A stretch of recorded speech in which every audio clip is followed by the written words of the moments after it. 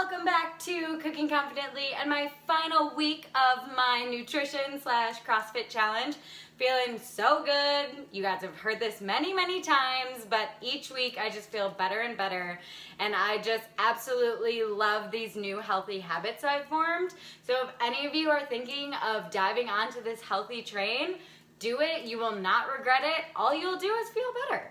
So as always, I have another batch of healthy breakfast, lunch, and dinners for you guys. So with that, we can go ahead and jump right in.